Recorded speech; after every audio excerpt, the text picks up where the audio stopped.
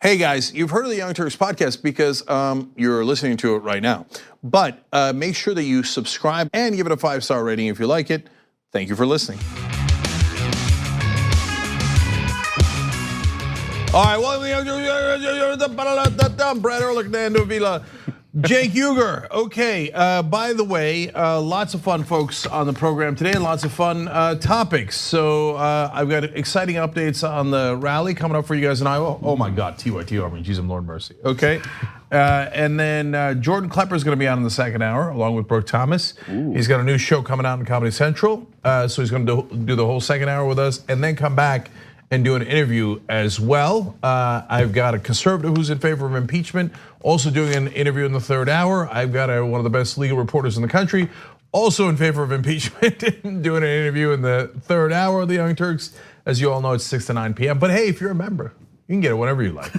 TYT.com/trial, try it out for free for a week.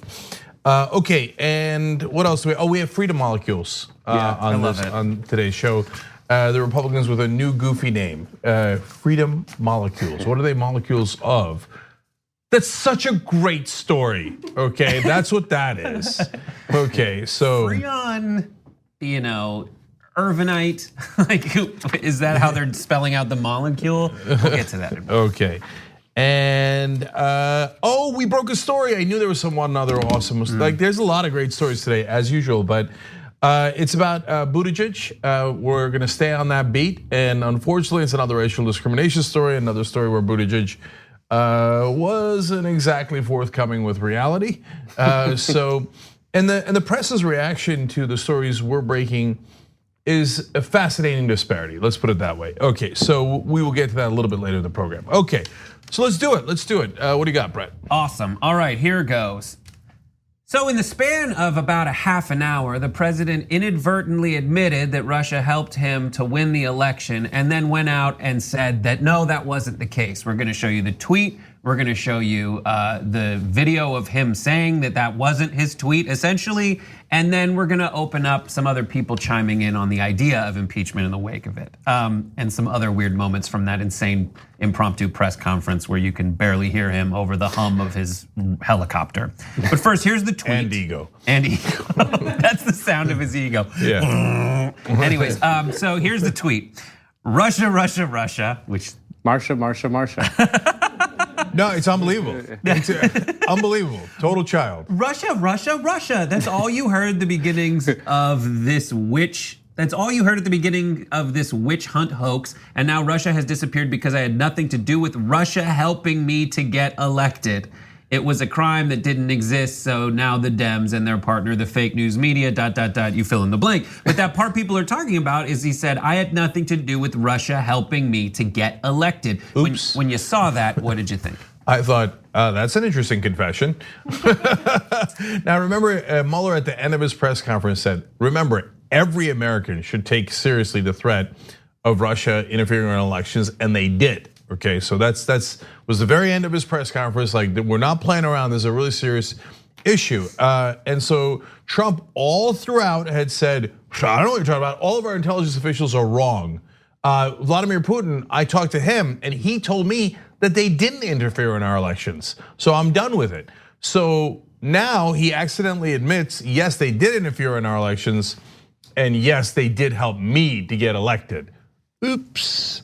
So that's obviously gonna create an issue for him. Look, inside that, so that's the main thing we're gonna talk about. But inside that half a tweet, basically, it was buried so much madness that we're used to. Imagine if Obama had started a tweet with Russia, Russia, Russia. Like, what? What are you doing, right? I just heard the movie trailer voice guy go, it was a crime that didn't exist. Let alone like a grown man talking about it's a witch hunt hoax, right? Yeah. And let alone him saying in the middle in a very George W. Bush kind of way, now Russia has disappeared. I'm pretty sure it's still there. Both the country and the case, because Mueller just told you it's super important and they still might be interfering in our elections. So, but any other politician, like, so what do you mean Russia disappeared?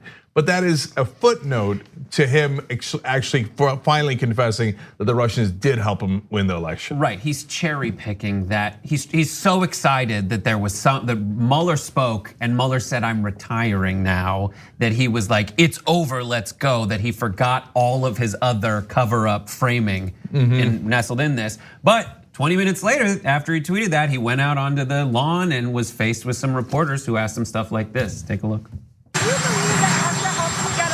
No, Russia did not help me get elected. You know who got me elected? You know who got me elected? I got me elected. Russia didn't help me at all. Russia, if anything, I think helped the other side. What you ought to ask is this. Do you think the media helped Hillary Clinton get elected? She didn't make it. But you take a look at collusion between Hillary Clinton and the media. Right, that just like that moment. He's just saying words that come to his mind, and he's saying that Russia helped the other side get elected.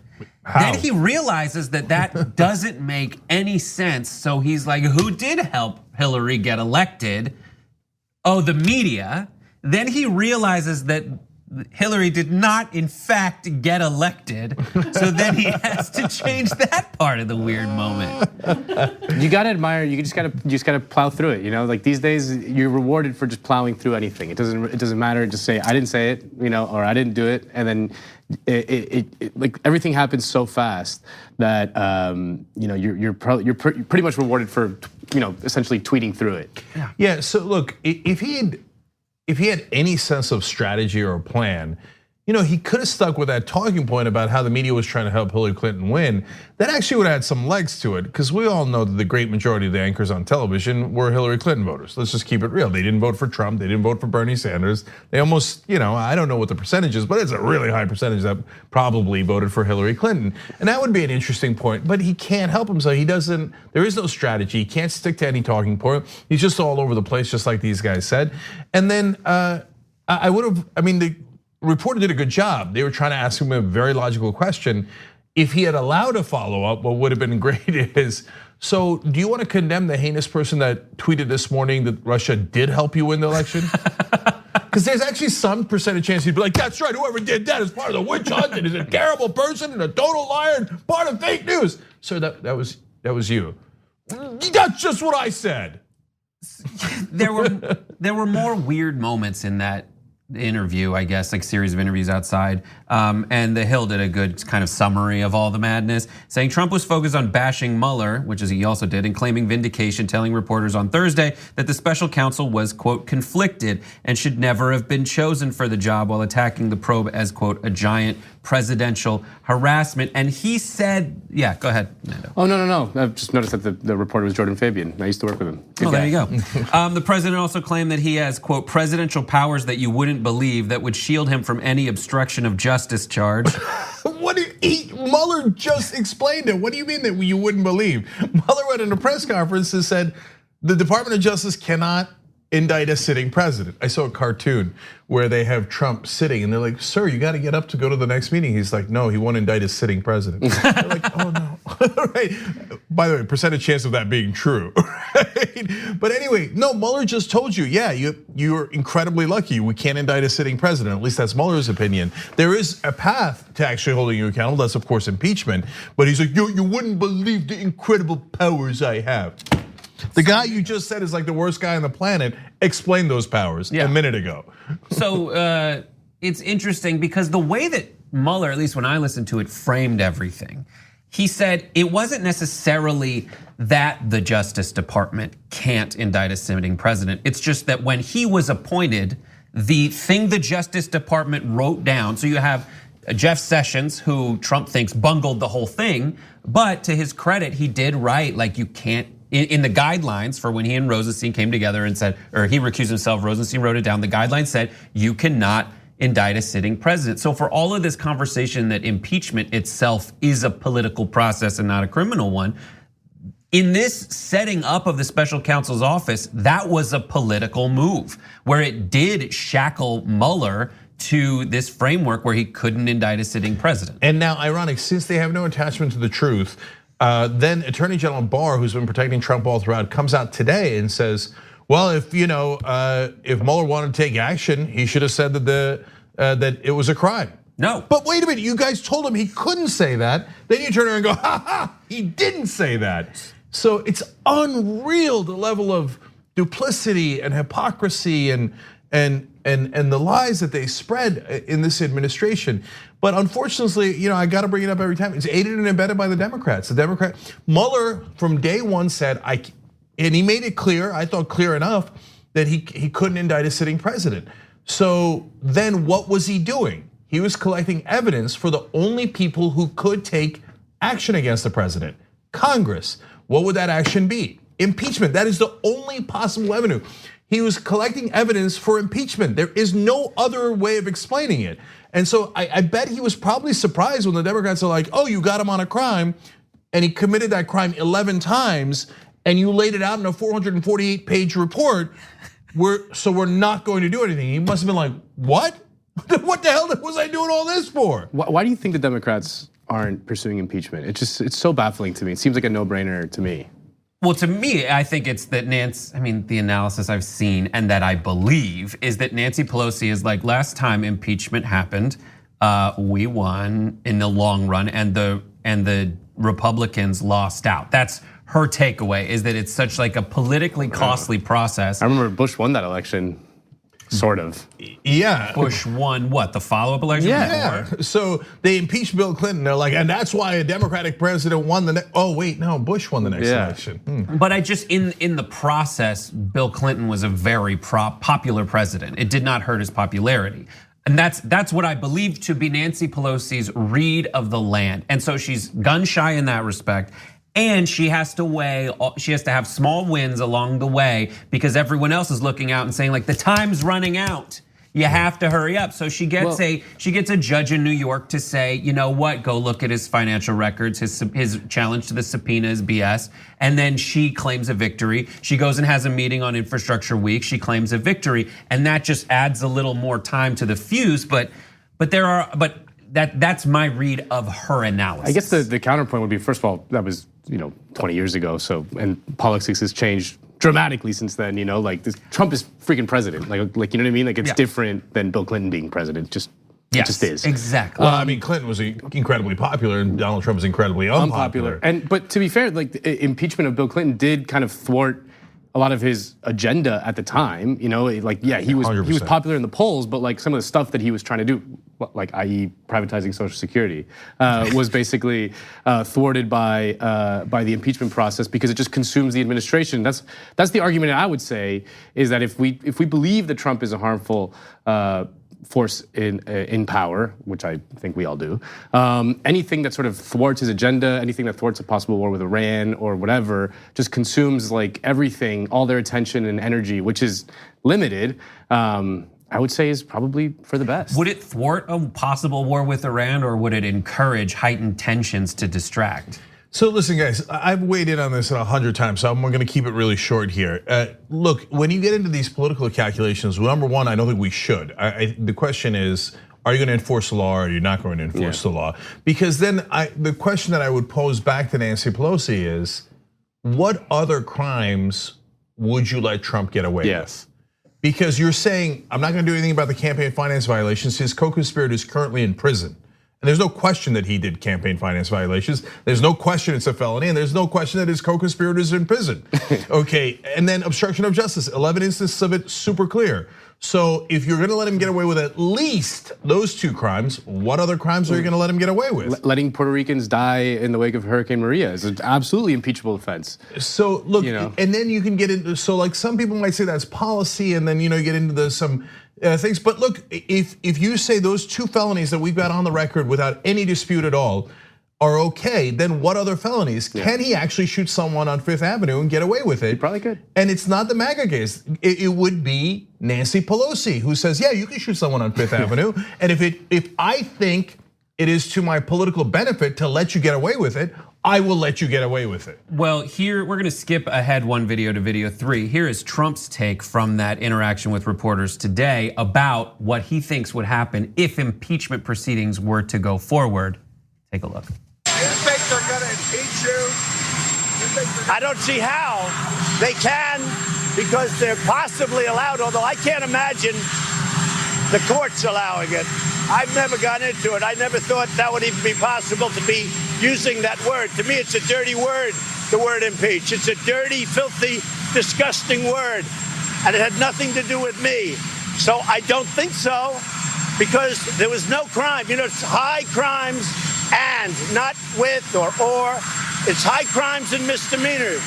There was no high crime and there was no misdemeanor. So how do you impeach based on that?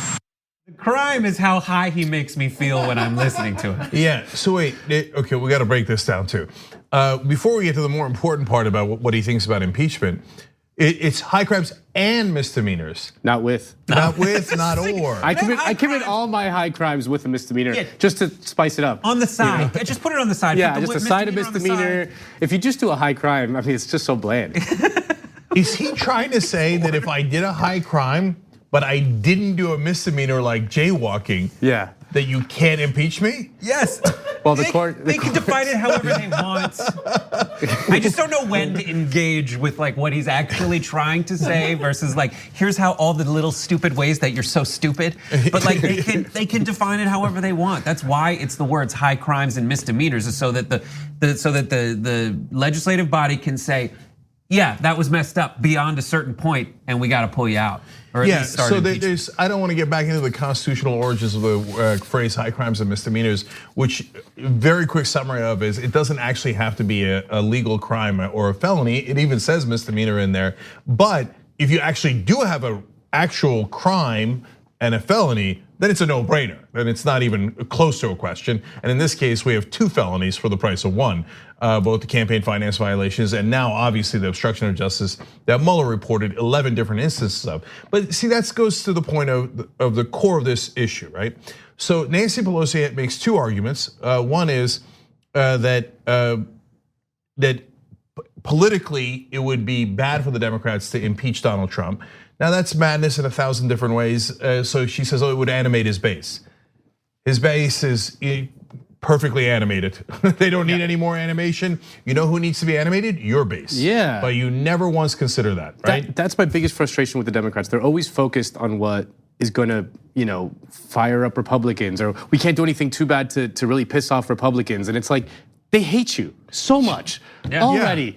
Just accept it. And try to like get your side to like you, which they don't really. They're sleeping now. They got their tax cut. They're sleeping. Like those ones that you meet, Nancy, when you go around California, New York, and DC, they're sleeping. Yeah, so I want to touch on what Brett said and then get to the money quote from Trump there, because Brett makes a great point. The reason that Nancy Pelosi, Chuck Schumer's of the world have a twisted view of Republicans is because of the Republicans they know. Because the hardest thing in the world is to escape your own perspective. So now every poll shows over 90% of Republicans are solidly with Donald Trump, and they agree with him on all the horrible things that he has said and advocated for, etc. And they're super animated to be like, yes, let's get those babies at the border, snatch them up and put them in cages. Love Trump, right? Now, but the Republicans that Pelosi deals with day to day is donors. So she's on the phone, and that's why they always talk about Republicans in the suburbs. Yeah. What do Republicans in the suburbs have? They have money, and they donate. They could choose to donate to Republicans, or they could choose to donate to corporate Democrats. So in her sphere, she's like, oh, have we won over some Republican donors? We won over some Republican donors. We can convince them this is great. But what she doesn't realize, or doesn't care to realize, is that's not a meaningful percentage of Republican voters. So they're not going to swing a national election. That's a preposterous thing to think, but she only thinks that because she's on the phone all day with those same exact donors. And so now to the core of the argument here, Pelosi's second point is, no, Donald Trump actually wants to be impeached, and I'm not going to do him the favor of impeaching him. She has literally said that. That's like the child reverse psychology type thing. Like he also doesn't want to be thrown in the briar patch. Yeah, exactly. Yeah. And I got news for you. Look, Pelosi's saying that for her own purposes. She raised a lot of money being against Donald Trump, and she's politically has no courage whatsoever. Will always just toe the line for the donors. Has never tried anything courageous politically in her life. And mainstream media, you can cry cry about that, because when I talk about it either here or on social media, the main people who attack me are not Democrats. They're people in the mainstream media. They're like, how could you, our beloved Nancy Pelosi, how could you say that about her? Do you know that she got Romney Care passed with a super majority? She's unbelievable as a legislator. Okay, so I don't want to get back into that. But here, when she says that Trump wants to be impeached, and Trump says, it's a dirty, disgusting word, I can't even imagine it. You think it's a trick? He's so dumb, he can't think one step. He can barely walk. He can barely put one foot in front of the other. He's never shown any ability to strategize in his life. No, when he says the thought of impeachment is disgusting and unbelievable to him, he means it. He means it. So, but the media, Pelosi said it, it must be true. Well, Trump is looking forward to impeachment. Are you kidding me? How could you really think that? This man, if you impeach him, his orange head would explode. That statement that she made is his motivation, because is his success. Because all he does is look at people who are not like utterly present at the time and just start poking them in every way possible to try to paralyze them from some kind of decisive action at all. And that's what he did to Nancy Pelosi, and she kind of walked right into it. Now, that's not to say that there aren't different like calculations she could be making in the background, but like the idea that he wants to be impeached is psychotic. He doesn't. He definitely doesn't, just for the simple fact that like, look at how much he's pushing back against getting his financial records released. He doesn't want anyone to find anything out anymore. Yeah, so if he was doing it, that's another great point by Brett. Think about it, okay? What does he not want most of all? His tax returns released. Everybody knows that. I think 100% of reporters would acknowledge that, right? Does he go around saying, please release my tax returns? Yeah. Please release them. No. Has he ever done reverse psychology on any of those issues? No. He's plain as can be. He's like, don't release my tax returns. Right? I don't want anything, don't look into my businesses, whatever you do, don't look into my businesses, right? Where's the reverse psychology? There's no reverse psychology. So when he says, don't impeach me, it's disgusting, it's the worst thing I've ever heard, he means it. Occam's razor, the simple answer. Instead, people are like, oh, Pelosi, the master legislator, said da-da-da-da, and it could be the cup in front of you. No, no. So Rashida Tlaib had it right from day one. Impeach him. Yeah. And Robert Mueller did that press conference to say, I cannot indict him. There are 11 charges here. The people who can indict him is Congress. I'm not gonna say anything more. What else do you need me to say? How dense are you? And Pelosi's like, just dense enough. Yep.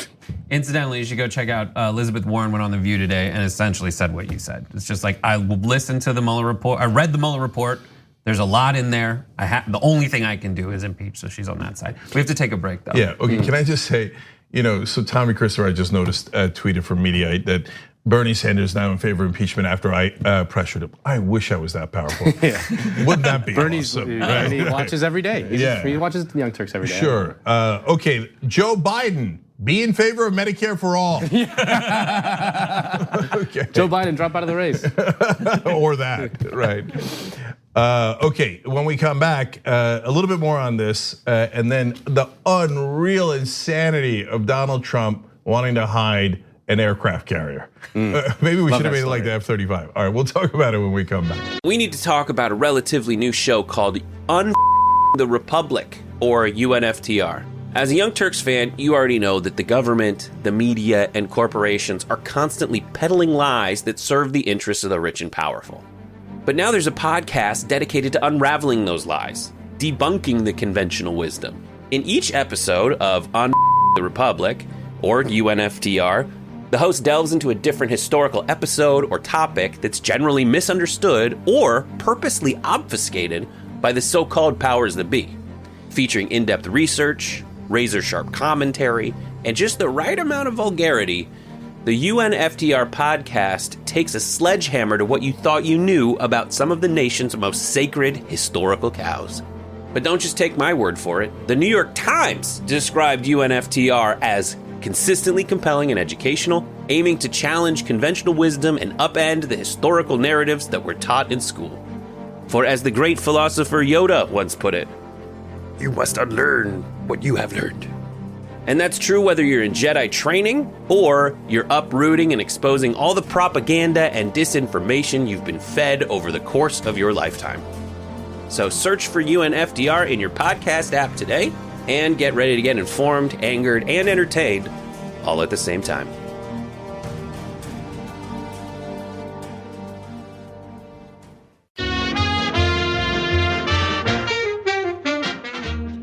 All right, back on the Young Turks. Let me give you a couple comments first, and then get to wonderful, important announcements. Gabby Marita, as usual, writes in with a great comment here. As with everything Trump does, it's just pure projection.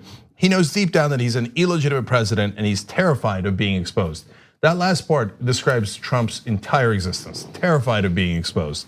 I'm terrified if he ever exposed himself. Well, that's true. We'd all be terrified by that. Anyway, Leah Soria says, Brett's laugh is so funny. Really? Also, it's my 29th birthday today. I think it's cute, your laugh. Thank you. Okay. I think you're cute. Thanks. Well, and happy birthday, okay? Happy birthday. Oh God, what I would give to be 29 again. I know, geez. Oh God, that's so, enjoy it, savor it. Oh, the greatest years. Yes. Denise says, I would really love to see Trump on that show. Are you smarter than a fifth grader? Mostly because it would prove to his base that he's not. I'm not sure that anything would prove that to his base. They'd be like, oh yeah, well those fifth graders are geniuses. They're all Albert Einsteins. I know it. Okay, and I can't believe Trump barely lost to them. He's so good for only barely. He would have beaten the fourth graders. I know that for sure. They were fed the questions. Right. Oh, and they'd be like, totally, yeah. Fake fifth Brazil graders. gave him the questions. Fake show. Don't Rigged believe it. system. It's him versus his own education department. All right. So Jordan Klepper's on in the second hour and in the third hour for an interview today. Tomorrow in the third hour, John Delaney, presidential candidate. He was the first presidential candidate, and he will be on the program. So check that out. That's going to be at 8 o'clock Eastern tomorrow at tyt.com. Okay. So now let me give you an update on the rallies. So we've been telling you about this rally. We're doing in Iowa on June 8th, tyt.com/rally to join us. Oh no, TYT Army. Okay, this is gonna come back into the conversation in a second. But first of all, very importantly, you guys have been asking where's it gonna be? So we finally have the location for you guys. It is gonna be in Franklin Junior High, and a lot of folks use this. Buttigieg used it for a campaign event as well. I'm not saying anything, I'm just saying.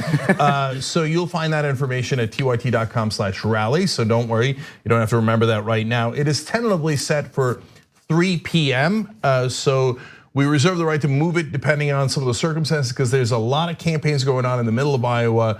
And so there is some small chance we might be able to move it. But like I said, it's mainly, we're fairly sure that it's gonna be in the afternoon.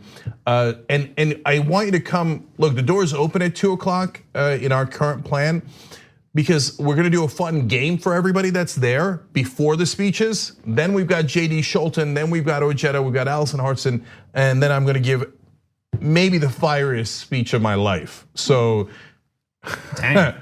buckle up. And everyone affected, brace for impact. I'm coming to Iowa, and we're gonna try to make an impact there. Now, more fun things. If you're a member, we're gonna give you a free pin there, so that's gonna be great. We're just trying to do more for you guys. And we want you to wear this shirt if you can, okay? It's shoptyt.com. If you can't, nothing wrong with that at all. If you got any kind of TYT swag, there's a Pride event going on that weekend. If you wanna wear that, that's great. If you don't have any TYT, that's all right. It's no big deal at all. I love that you're coming. If you can put on a black t-shirt, great. And mainly because we want everybody to know who we are and it separates us from the crowd because here's a super important second part of the announcement. Because of all the different campaign things that we get added to the calendar late, we now know there's another event that we are going to do in Cedar Rapids, Iowa the next day. Now, this is tough, but this is part of organizing, and this is what we want the TYT Army for. Okay, so the next day it's at 2 o'clock. So it's about a 2-hour drive from Des Moines to Cedar Rapids. I'm perfectly aware that it's late notice, but we got late notice of the event, so it's not like we held anything back from you guys. And if you can't make it and you could only make it to Des Moines on Saturday, we love you. Don't sweat it for a second, okay? I need you to be there on Saturday. If you could also stay with us and go to Cedar Rapids on Sunday, amazing, amazing and wonderful. We're gonna try to change the dynamic of this presidential race.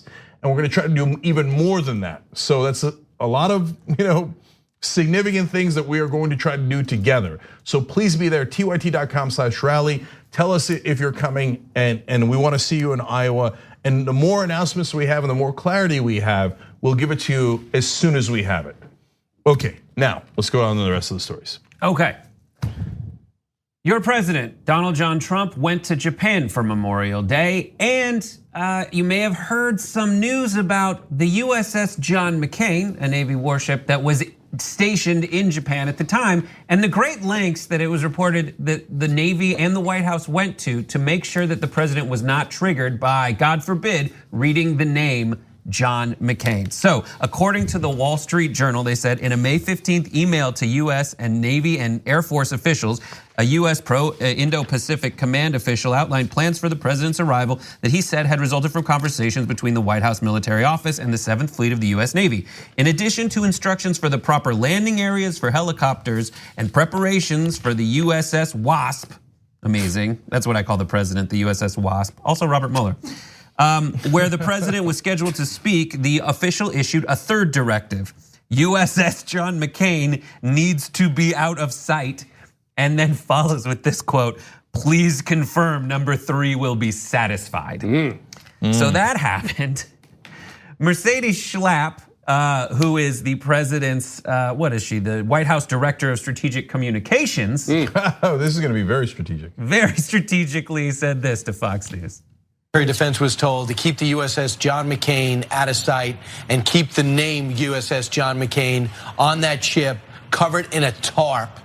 But what can you tell us about this, Mercedes? Look, I mean, it's a fake news story. I mean, the Navy came out and basically said that in no way did they try to hide any of their warships. In this case, this particular warship. And again, the president was not aware that this was even, the story. We all read it in the Wall Street Journal. Again, it's another one of these, let's get anonymous sources, let's push this narrative.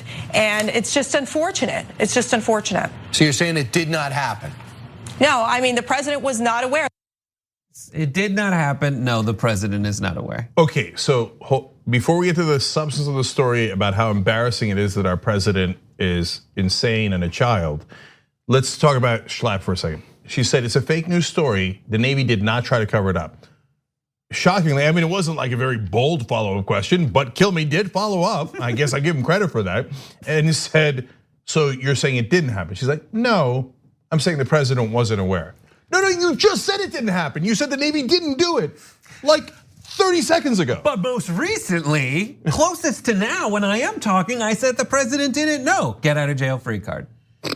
They just call anything that is not favorable to Trump fake news.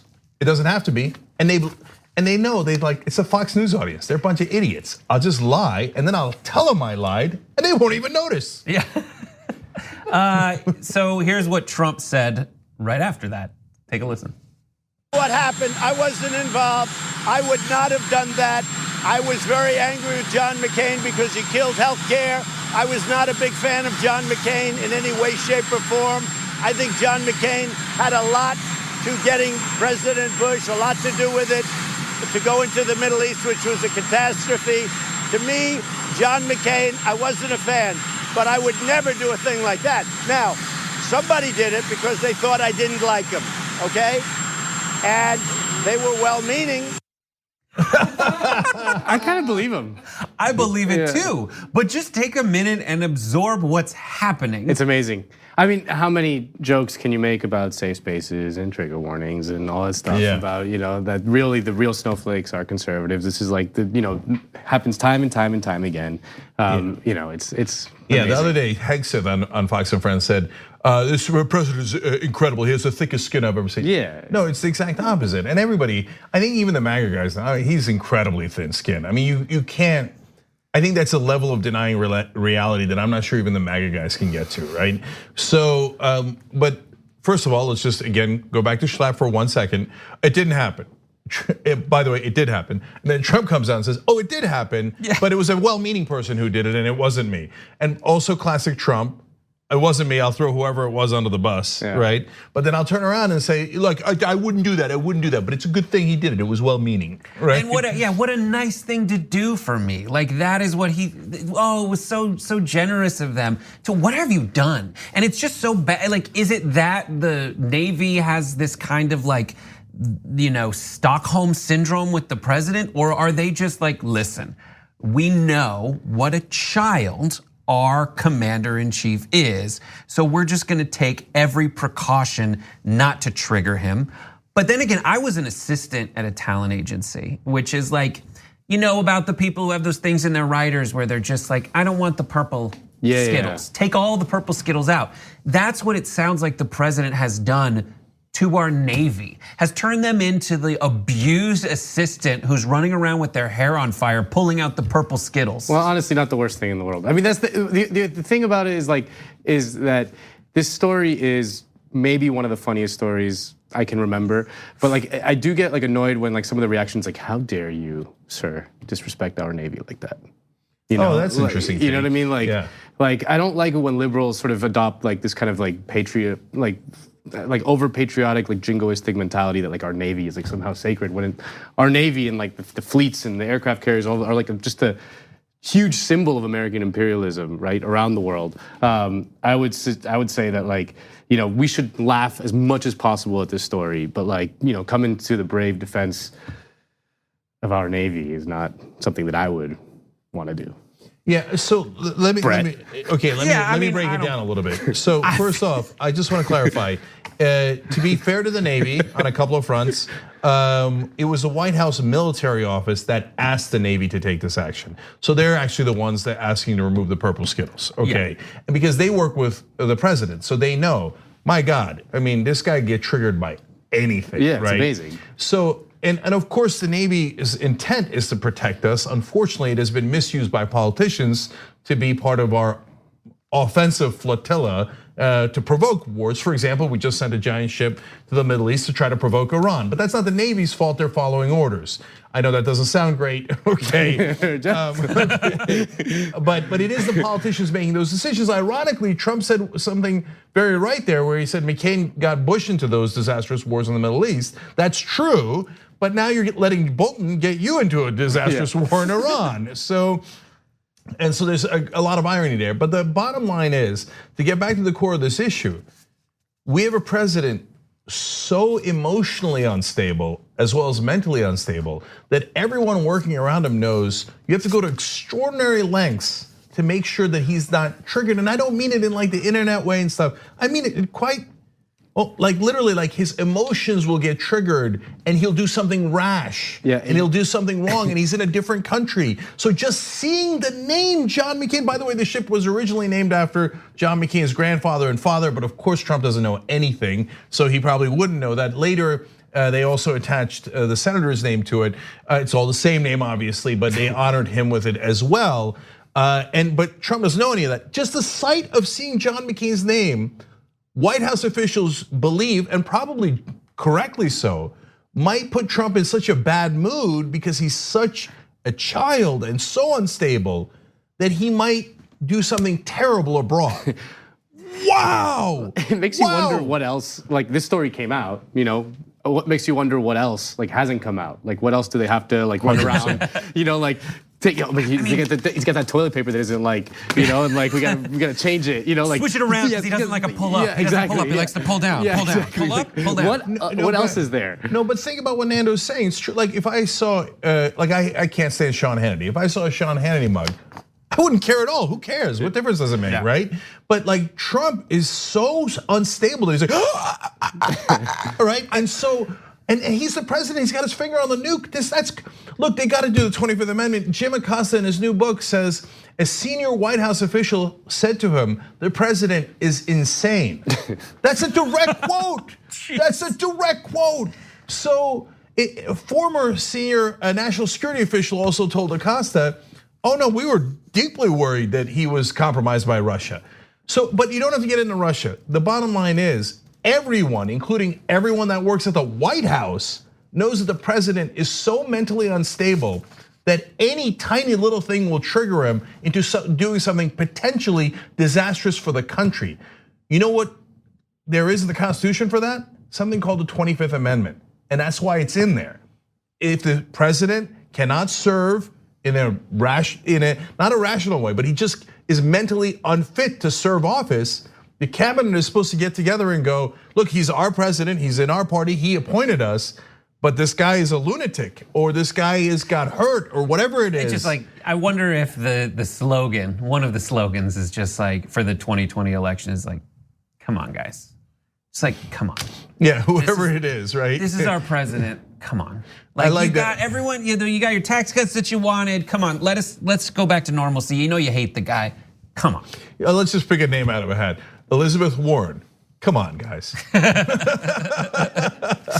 right, we got to move on actually to freedom molecules. Ooh. This is an amazing story that I just couldn't get enough of.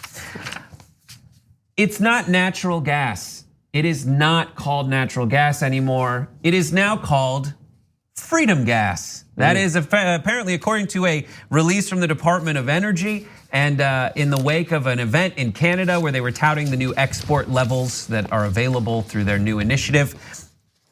Increasing export capacity, says Mark Menezes, the Undersecretary of Energy, from the Freeport Liquid Natural Gas Project is critical to spreading freedom gas throughout the world by giving America's allies a diverse and affordable source of clean energy. Further, more exports of US liquid natural gas to the world means more US jobs and more domestic economic growth and cleaner air here at home and around the globe. So release more freedom gas.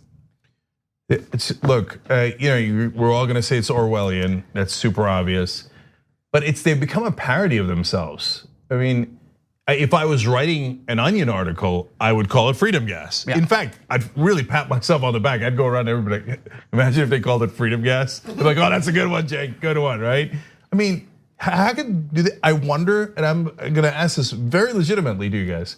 Do you think they wrote it with a straight face, or were they like, oh, look at freedom gas? I'm just glad that they are honoring the long and rich tradition on the American right of rebranding things freedom blank. There was the French fries that got turned into freedom fries back during the Iraq War years. This goes back a long way, and it just shows that they know their history, and they're honoring it very sort of aptly. Yeah, and of course, famously, torture became enhanced interrogation, and the list goes on. That's their thing. It's just like, oh, this is it. And it's so uncreative. It is so plug and chug. Let's move on. But it's not just one person from the Department of Energy. Is Rick Perry still the head of the? I don't even remember. Yeah, he is. He is right. The head of the Department. Very quiet, right? Yeah, that's right. Yeah. No, he figured out. He's like, look, these guys are getting get called in front of Congress. They say something good about Trump. They say something bad about Trump. You get in trouble either way. I got an idea. I won't say anything. Yeah. And it's not just one. Steve Winberg, who's the Assistant Secretary for Fossil Energy, says, I am pleased that the Department of Energy is doing what it can to promote an efficient regulatory system that allows for molecules of US freedom to be exported to the world. So it's not just freedom gas, it is composed of freedom molecules. It's the plot of the next Avengers movie, is someone got a hold of the freedom gas and that only exists in America, and they were sprinkling it all over the other places. They're getting more freedom, they're taking away our freedom. There's a limited supply of our freedom gas. It's very nefarious. The idea here, yes, there's the ridiculousness of calling it freedom gas that you hope they hear themselves say, or are they just huffing too much freedom gas? We don't know. But the thing that they're trying to communicate here is that in the world where we hear about this dependence on foreign oil and foreign energy, and they want to bring that back to here, which results in tons of fracking, which results in earthquakes in Oklahoma, and I would say maybe we're not as dependent on foreign oil, but even though we're not as dependent on foreign oil, we're still cozying up to the Saudis. We're still, turning against dictators who incidentally have tons of foreign oil.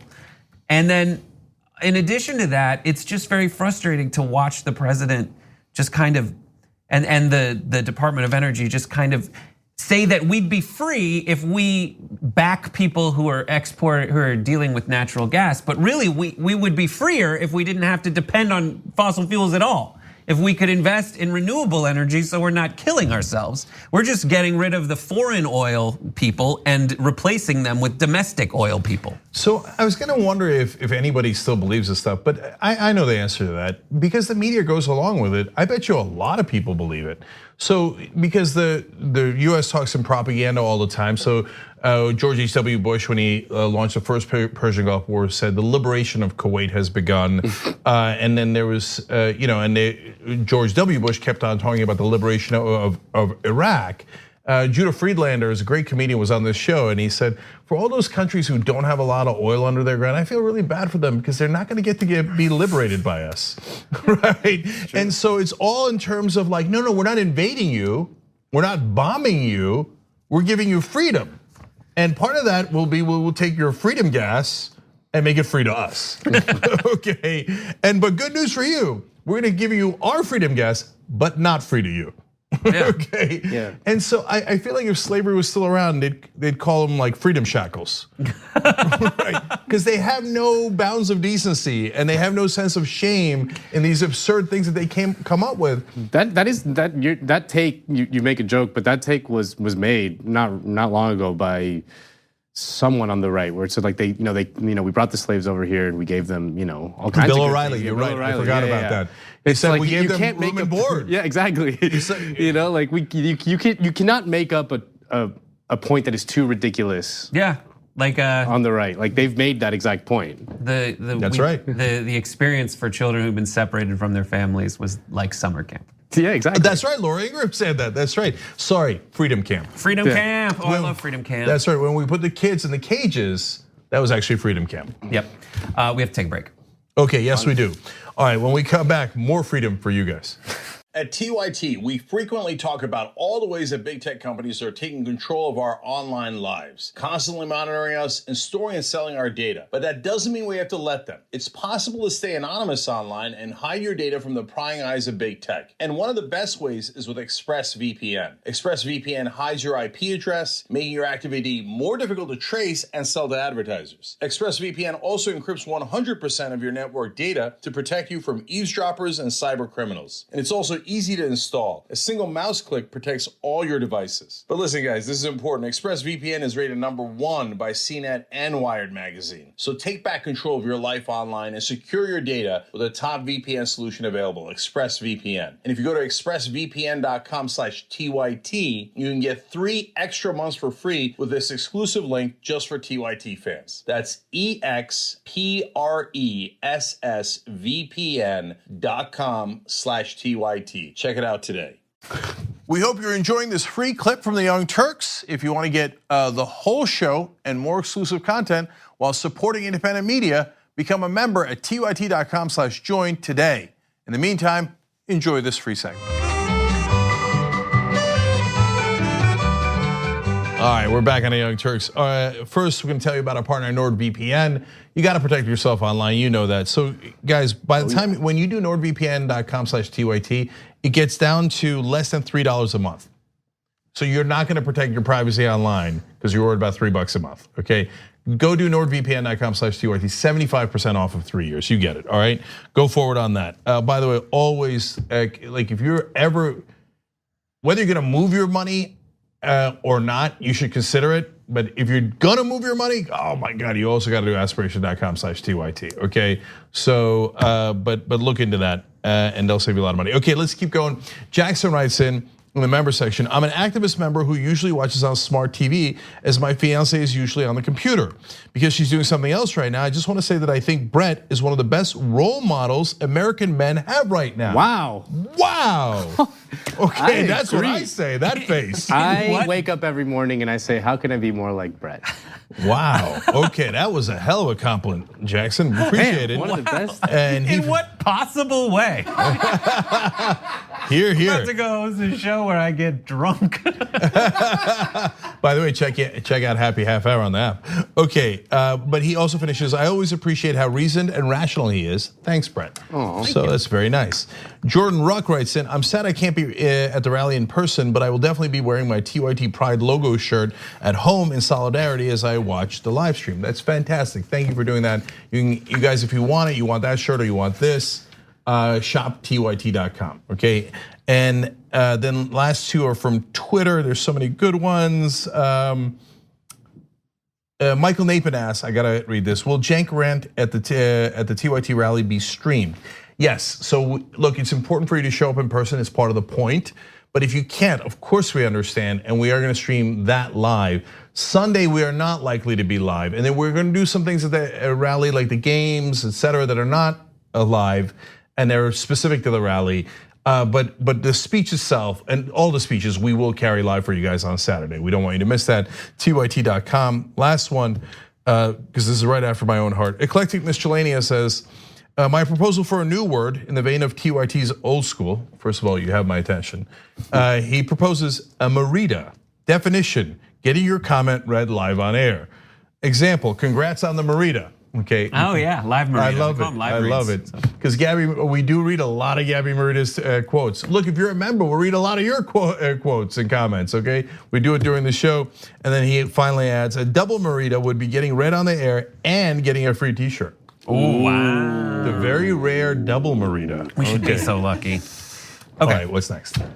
Mayor Pete Buttigieg has kind of taken pride in the fact that he does not dabble in specifics. He's more about laying out the values behind things. But what if someone were to look into the specifics of his record? Well, Jonathan Larson from TYT Investigates has done just that, and he's uncovered yet another weird thing, racially charged, that happened under Mayor Buttigieg's South Bend, Indiana Police Department. And it is this. The article starts off by saying Mayor Pete Buttigieg's controversial claim that a secret report exonerated his chief of police in an incident with racial undertones appears to be contradicted by the report itself, according to leaked excerpt obtained by the Young Turks. So this is the story of what happened in South Bend, Indiana, when there was a report of a fight outside a community center, and there was one police officer named David Newton, Lieutenant David Newton, who went out to handle it. And according to a report from a civilian on the scene, he did not have the proper backup that was necessary, and that was supposed to be provided by the chief of police at the time, Chief Ron Teachman. And so there was an investigation done after the fact by the Indiana State Police. And according to Mayor Pete Buttigieg, everything was fine. There was no wrongdoing, because according to Mayor Pete Buttigieg, the reports conflicted witness to witness. But here's what Buttigieg said. Buttigieg refused to release the ISP report, but told city officials in a letter that the witness accounts in the report, quote, make clear that Ron Teachman, who is white, did not violate requirements for backing up fellow officers, and that Teachman, quote, has my full confidence. Larson continues saying, however, according to the leaked excerpt of the actual report, which includes a summary of the report's findings, none of the witnesses corroborate Teachman's account. That's the chief of police, the white chief of police. Multiple witnesses directly challenge his claims. In some passages, witnesses say explicitly that Teachman did fail to back up his fellow officer. So what Buttigieg seems to have pawned off as, listen, they're conflicting claims.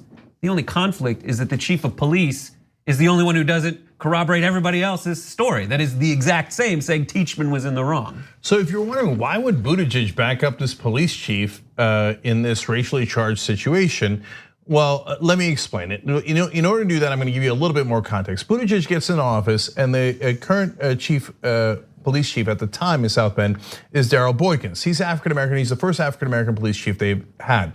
Then there's a controversy about how some of the cops were taped, their conversations were taped. And so Boykins didn't do anything wrong there, and no one ever charged him, let alone convicted him or anything along those lines.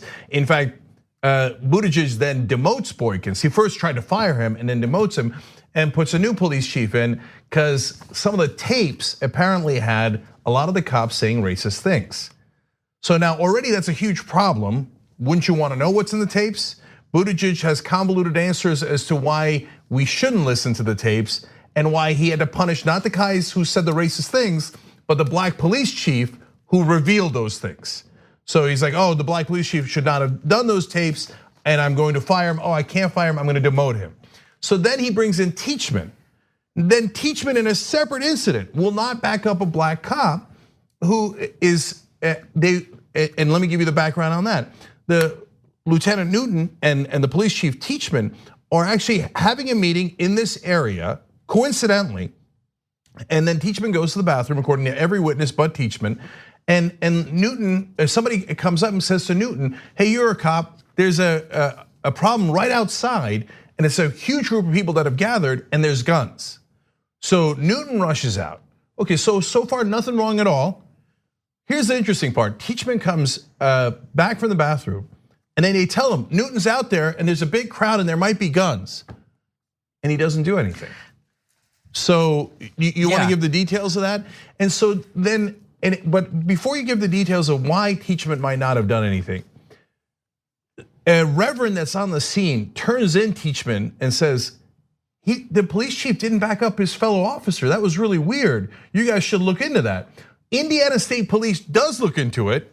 Every witness agrees, except the police chief, that the police chief did not back up the black officer.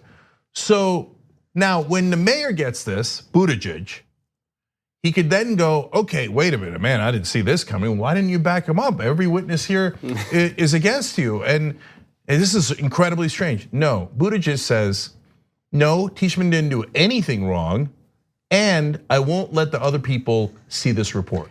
Wow. So if you're wondering why, well, the most obvious answer, now this is my analysis, not Larson's reporting, is he put Teachman in the office, and in a particularly controversial way. He doesn't want to then come out and go, yeah, I demoted the black police chief, and when the new guy I put in wouldn't back up a black police officer, it was no big deal. Yeah, he's embarrassed by it. So that is what it appears to be why he covered up this report. And let's be honest about it. I read the report itself. I read what Buttigieg said about it, and most of it is in the story. We'll put the link down below if you're watching this later. Buttigieg lied. What he said is not at all what the report said. And really quick about the previous chief of police that he demoted. His defense of that, when asked about it publicly by a student during a town hall, I think on CNN, he said, well, there's other reports that I can't disclose that say that it's more complicated than that, and don't worry about it. So if that's the dynamic, it's kind of like Robert Mueller being like, oh, I read that thing, or it's kind of like what Bill Barr saying, I read that thing, here's all you need to know. Yeah, no, it's a lot like William Barr. Exactly like William Barr back with the Panama snatch and grab thing, where Barr did the same thing 13 years ago. This is the same thing where he's like, oh, but in this case though, Buttigieg is saying, don't worry about another report. I'm not going to talk about this other secret report. You don't have to read the actual report, and I will not release it, even in a redacted version. But trust me that it validates and exonerates my police chief that I put in. Yeah, but just really quick, the details.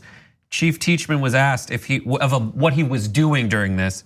Chief Teachman was asked if he recalled adjusting the floor mats near the front doors while this fight was happening outside, introducing himself to two females, speaking with the females about their church, and then going back and adjusting the floor mats again, as was stated by other witnesses. According to the report, at first Teachman stated absolutely not to these questions. Then he said, wait a minute, floor mats. Then he said, gosh, was it there that day? He now said that he had a vague memory, but did not think it was there that day. Chief Teachman spent over a minute talking about his recollection of possibly adjusting floor mats. So talk about readjusting the chairs on the Titanic. While this was happening, it's very clear that detailed first graphic I just read was everyone else's accounts, saying exactly what he did minute by minute while this was happening outside. And then Teachman's like, no. And then he realizes how fully fleshed out this question is. And goes, maybe I'm mistaken. That's how I read that. God, that's really sad. I mean, because what do cops always talk about? Hey, we got to protect each other, protect our own. And sometimes we even criticize them because they take it too far, right? But here, you got a black officer who might be in trouble right outside, and he's inside the building adjusting the floor mats. So two other parts of this super quick. They then go to internal affairs. And while internal affairs is talking to the black officer, Lieutenant Newton, Teachman walks in. Yeah, not supposed to do that. No, of course you don't do that. That's like basically saying, hey, you shouldn't testify here, right? It's like, and remember, Newton is not the guy who brought the case. It was the Reverend. Newton didn't have anything to do with it. He's like, all right, if you're asking me, yeah, that's not exactly what happened, okay? And he's trying to be careful because he knows he could get in trouble if he goes against the police chief. And then the internal affairs guy says to the police chief, you want to sit down and stay with us while we're doing this? That means that's the internal affairs guy telling Newton, I'm not on your side. I'm on the police chief's side. And you're going to be shocked at what happened to Newton afterwards. He got demoted. Yeah. God, right? And so, and by the way, the Indiana State Police are the ones who, it's not like it's some sort of liberal organization. Indiana State Police are the ones that say Teachman's account did not match anyone else's account. So, and if you're wondering, as somebody asked, why is TYT Investigates doing so many stories about Buttigieg? So, and this is interesting, and it's an interesting context. So they're doing objective reporting, and then we give you the analysis here. So Jonathan Larson, who's the managing editor, went to South Bend based on a tip that he got about Buttigieg's record. And when he went there, people kept coming up to him like, oh, you're doing a story about Buttigieg and racial issues? Hold on, I got more for you. And more people kept coming up. I got more. Newton hadn't talked about this before. Remember, Jonathan finds the document that Buttigieg wouldn't release. That's what's exclusive about this story, and you should check it out for yourself. Because somebody gave it to him, and that's how this works. And they're like, oh, you're willing to report the reality of what happened with Buttigieg, right? And then he goes back to Newton, who's never talked about it before. And Newton's like, yeah, no, I got played. Yeah. And I knew I was gonna get played, and that's what they did to me, and it wasn't right. You can see his actual quotes in the article itself. Yeah, I think that the broader dynamic vis-a-vis Buttigieg, I think is something that happens with a lot of sort of very educated white liberals, especially, in which they tend to believe their own ability to provide solutions to problems that are community problems while ignoring the recommendations of the community itself, right? Like this happened with the police chief that he demoted. The community activists, especially African-American community activists, told him not to do that because he was very popular and a very sort of well-respected police chief. And then he brought in a guy from the outside. And then this guy from the outside that he had expended his political capital on probably impressed him in some sort of PowerPoint presentation, because these guys love PowerPoint presentations. Yeah. Once the rubber hit the road in this community that he didn't really understand and he wasn't from, some altercation happened, he got spooked, like he just got scared. And he probably, if he had been from there, he may have known, oh, I can handle the situation. I'm going to be okay. And then Buttigieg covered up. And this is the like this dynamic happens again and again, especially when you look at Buttigieg's record, where he just kind of says like, no, I know how to handle this. I mean, there's all the issues with housing in South Bend, Indiana, where community activists were like, yo, dude, chill with raising all these homes, and he's like, no, but like the charts and the formulas say I got to do this, so this is right. Yeah, and so I want to say one last thing about that, because look, am I sure that Buttigieg is racist? No, I don't know that at all, right? And so I don't want people to misunderstand what we're saying. He was a young guy who's a young mayor there. I also don't want to exonerate him. I don't know his heart or his mind, right? But he's probably a little inexperienced. Yeah. And he's got all these power players within that town saying, hey, you gotta do this, you gotta do that, etc. And I don't know if he panicked, but there is a little bit of a cover up now in 3 different stories that Larson has uncovered, right? Yeah. And now let's be fair. One of our hosts, and I forget who said it in one of the other stories, said, now imagine if Bernie Sanders, when he was mayor of Burlington, had done several different cover-ups of racially charged issues. What would the national press do with that? They'd be all over it. They would have tried and convicted him already, yeah. Right? So I just want you to know the interesting double standard that the mainstream media has. I look at this and I go, that's a sad situation, and I wonder why he did that, but it's important for you guys to know.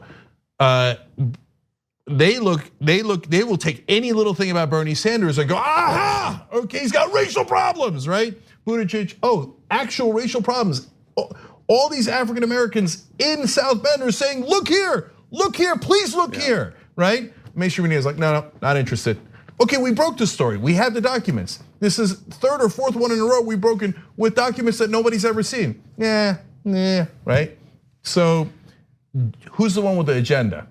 Who's the one with bias? That's a fair question to ask. Larson's doing real reporting here, and you should read it for yourself and make your own decisions. Okay, we gotta go next hour. We have one of the best stories. It's an amazing story of how billionaires rig the system. And Brooke, do they? I know hate it it's when a they big do that. shock, but it's really illustrative of that. Brooke Thomas and Jordan Klepper from Comedy Central are going to join us next. Nando, thank you so much for joining us. We appreciate it. And everybody check out Happy Half Hour. That's Brett's show on the network. All right, we'll be right back.